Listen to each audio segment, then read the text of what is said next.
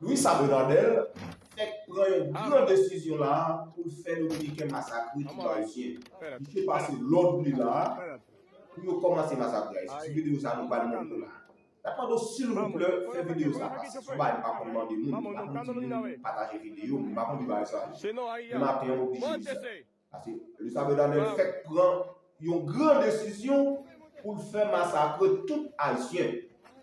Nous avons une vidéo là, nous montrons une par une, tout ça qui n'a obligé de montrer. Parce que Jean-Bagaille est là, Bagaille est compliqué.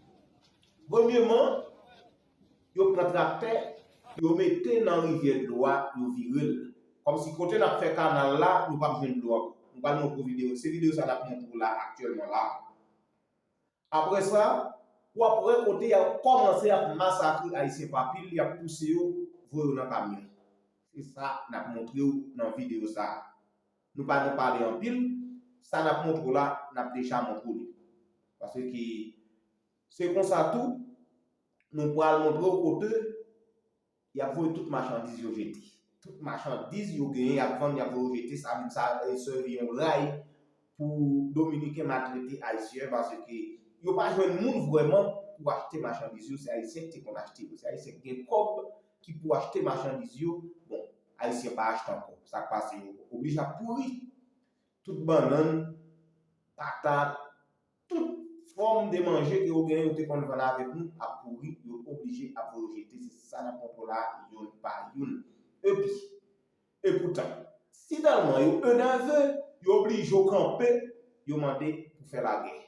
Vous dit militaires dans la frontière, même si vidéo yo là de c'est tant y a tant pour Abinadel passer l'autre là pour faire la guerre parce qu'il faut qu'il respecte le pays. Mes vidéos yo la montre. Ábrela. Vamos a ver. Espérate. Ahí. Vamos sacándolo. Vamos, y póngase aquí, chofer. Póngase ahí. Vamos, y montándolo de una vez. Si no, ahí ya. ¡Móntese! Vamos.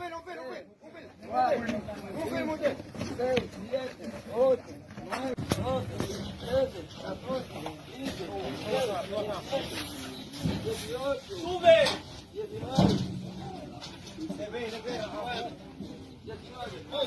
Deja que suban esto, Colá. Deja que suban eso. Vamos.